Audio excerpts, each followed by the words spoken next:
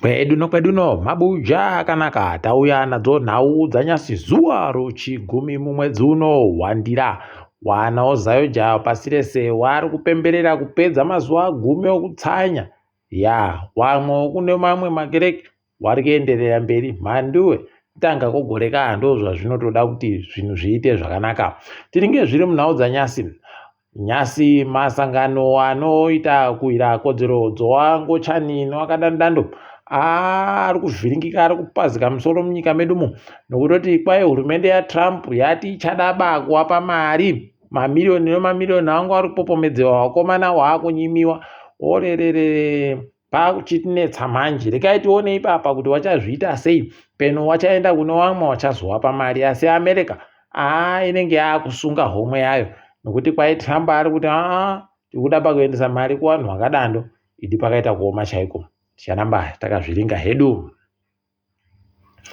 Kuno chimbambaira chaputika chikakuwadza wanhu chikauraya wanhu watatu wamwe wakakuwara zvakaitika musi wechitatu izvi wakomana kunzvimbo yobhinga tikundoti mweya wakapfa dai yazorora murugare apo wakapfawo wari kusanganisira mumwe mugwicho wanga ane makore 12 chaiwo zvinorwadza chatonetsa kutoti niki mangwana agonyora padandemutande roTwitter kuti ndo zvakaitika pauzodzimapo kare kosaya kuti kohoko uri kudzimireiko izvo zviri zvinhu zvakaitika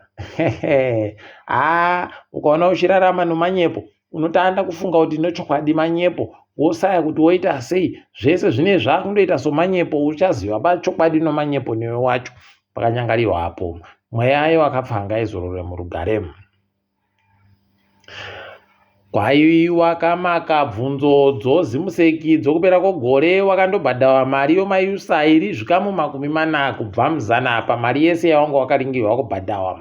Ipapa hurumende iribe chayareketa kuti mariyo ichauya rini iri zvikamu 60 kubva muzana zviriyo mazigi zigi anetsa wakomana zigi anetsa unobva wafunga masoko aiye mushaya wanhu paagoreketa kuti kwaive muri kutoita henyu kudadira zigi gori fungai mazuva ari kuteera yaya muchange makuritsvaka kutsvaka kuti riri papi idina yawe kunge zvinhu zvisvino mhanduwe pakaoma chaiko asi rekai tione kuti zvinoperera papi.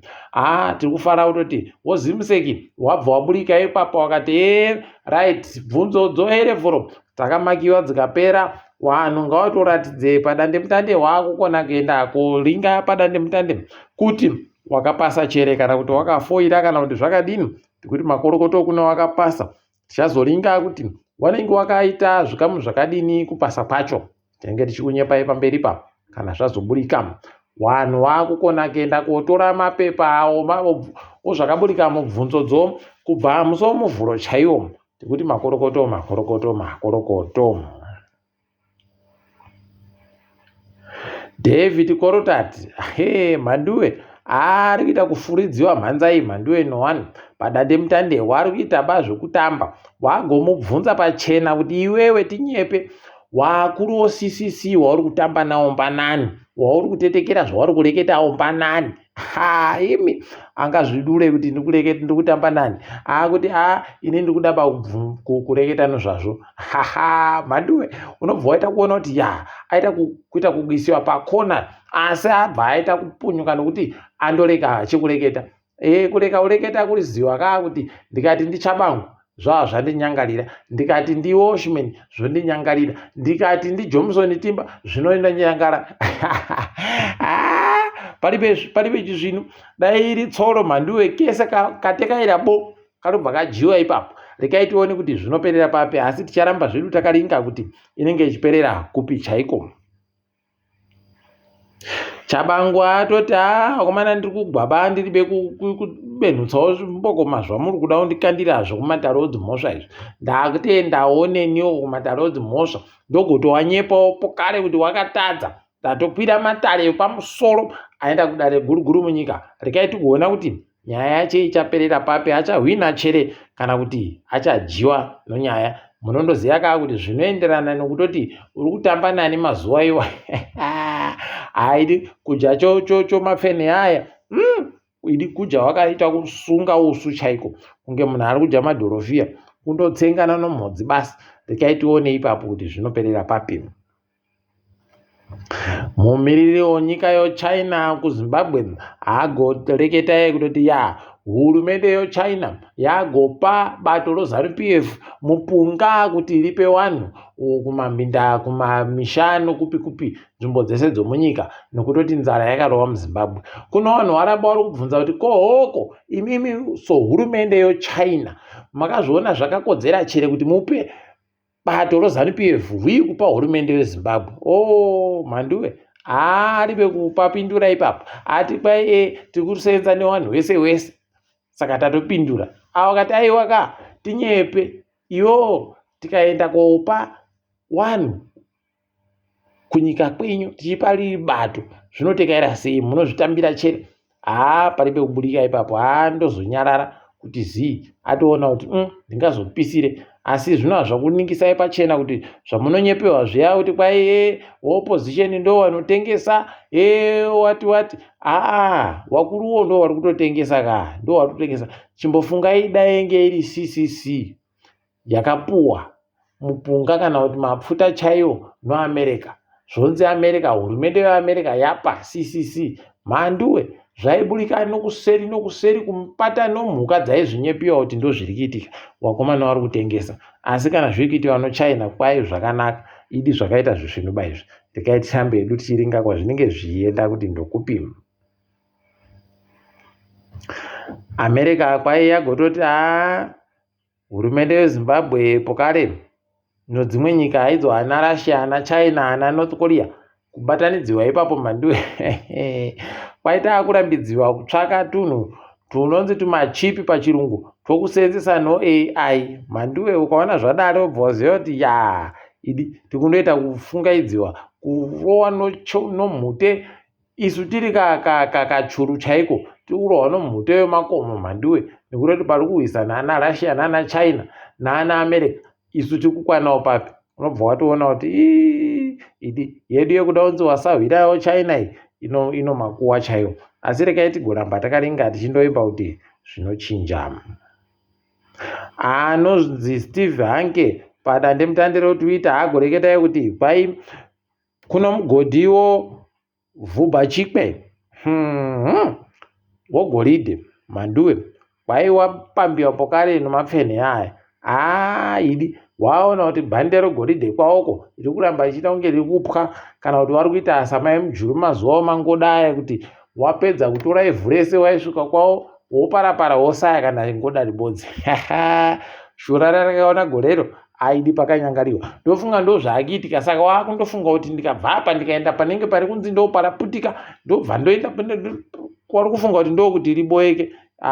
Zvino munhu pasi izvi ndikaitiringe kuti wachaipedza sei nyaya yacho, taziva baa kuti ichokwadi chere kana kuti ari kundoreketa hachemu.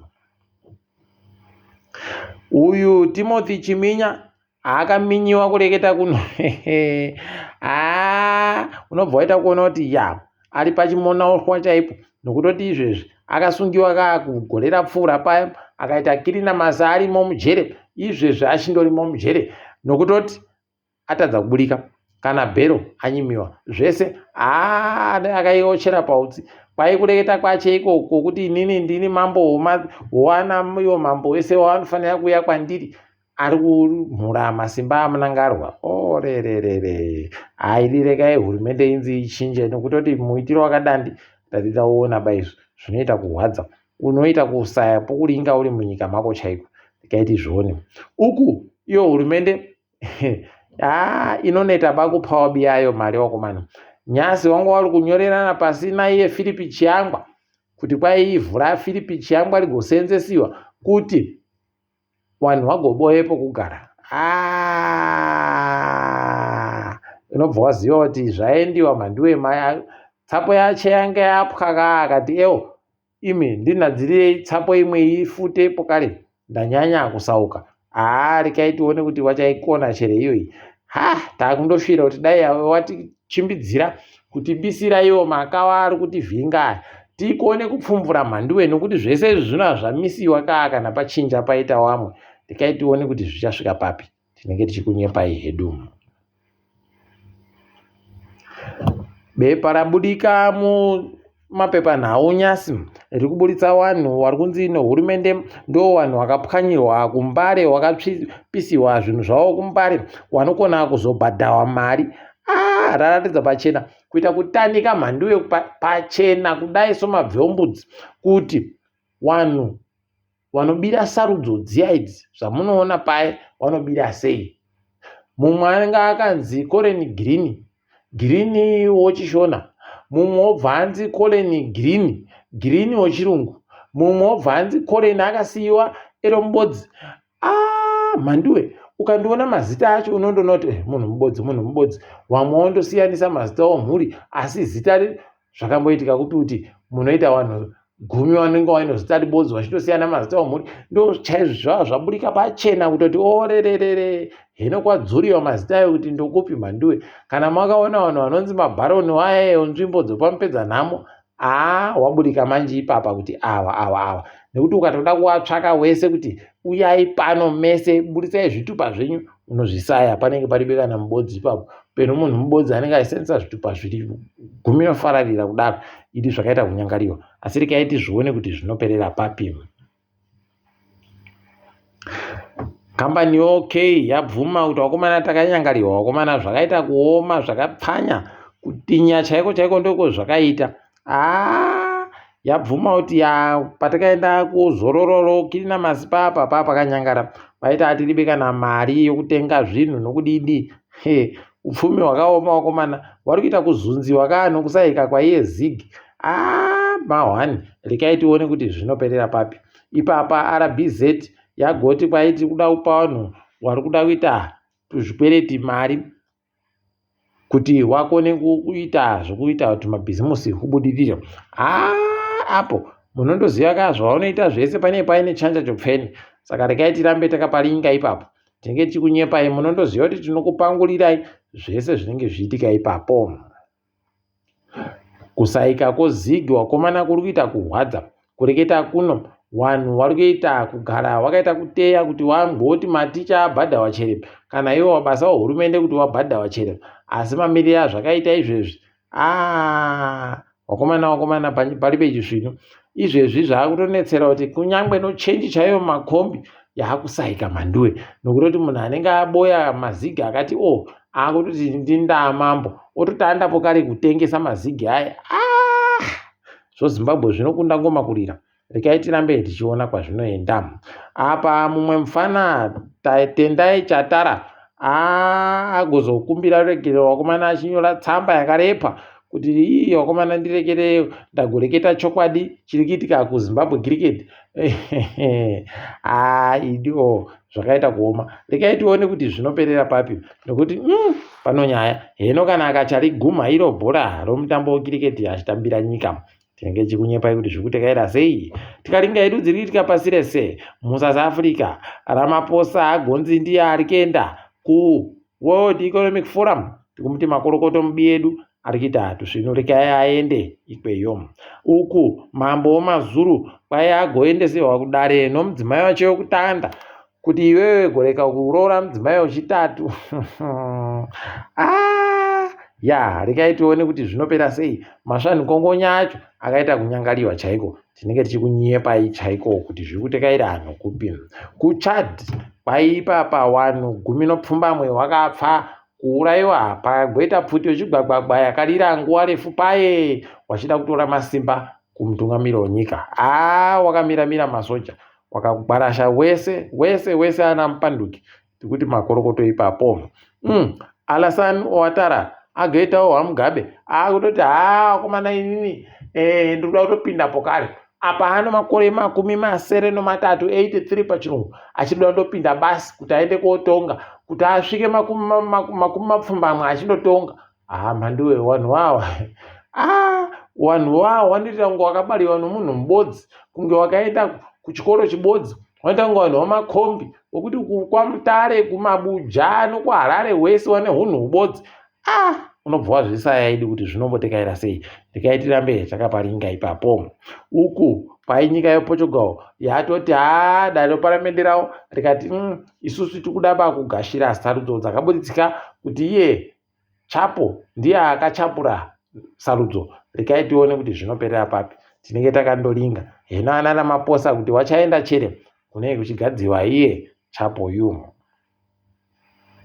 Kana yakogumisira EU wagoburika vari kuti takutoita kusimba izvezvi kutoti Greenland noDenmark dziite zvisvino dzidzivirire dzirege kupambiwa naTrump paachapinda.